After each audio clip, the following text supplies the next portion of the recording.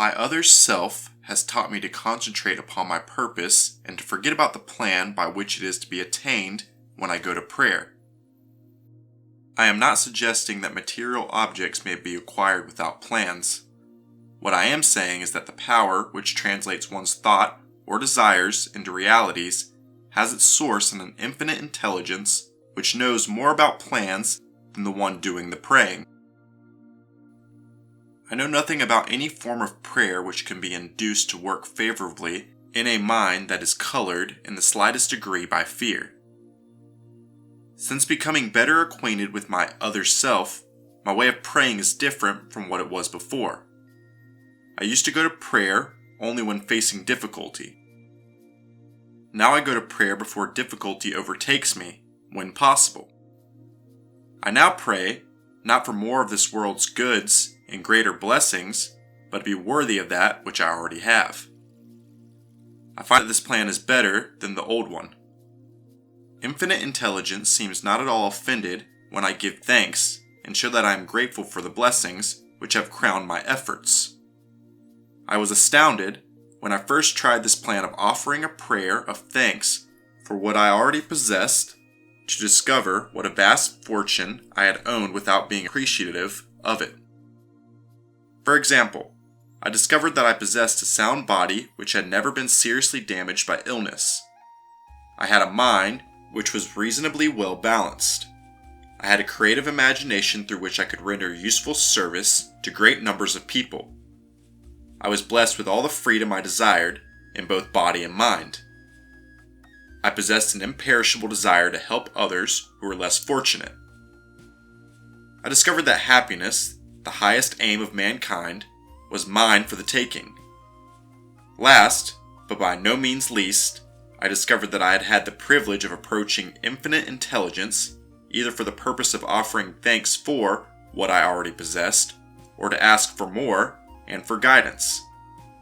The whole world is undergoing a change of such stupendous proportions that millions of people have become panic-stricken with worry, doubt, indecision, and fear.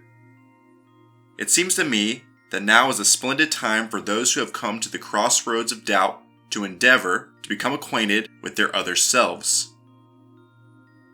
All who wish to do so will find it helpful if they take a lesson from nature.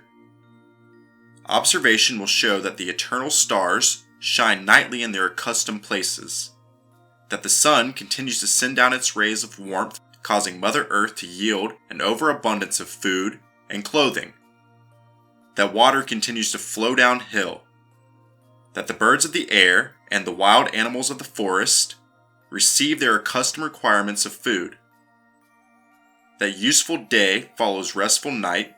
In reality, only men's minds have ceased to function normally, and this because men have filled their minds with fear. Observation of these simple facts of everyday life may be helpful as a starting point for those who wish to supplant fear by faith. I am not a prophet, but I can, with all due modesty, predict that every individual has the power to change his or her material or financial status by first changing the nature of his or her beliefs. Do not confuse the word belief with the word wish. The two are not the same. Everyone is capable of wishing for financial, material, or spiritual advantages, but the element of faith is the only sure power by which a wish may be translated into a belief, and a belief into reality. And right here is an appropriate place at which to call attention to a real benefit which anyone may experience by deliberately using faith and focusing attention upon any form of constructive desire. The mind acts upon one's dominating or most pronounced desires. There is no escape from this fact. It is a fact indeed. Be careful what you set your heart upon, for it surely shall be yours. Nothing within reason is impossible to the man who knows and relies upon his other self. What man believes to be true has a way of becoming true. A prayer is a released thought, sometimes expressed in audible words, and at other times expressed silently. I have observed by experience that a silent prayer is as efficacious as the one which is expressed in words. I have observed also that one's state of mind is the determining factor when prayer works, as well as when it does not. My conception of the other self, which I have tried to describe, is that it merely symbolizes a newly discovered approach to infinite intelligence, an approach which one may control and direct through the simple process of mixing faith with one's thoughts. This is only another way of saying that I now have greater faith in the power of prayer.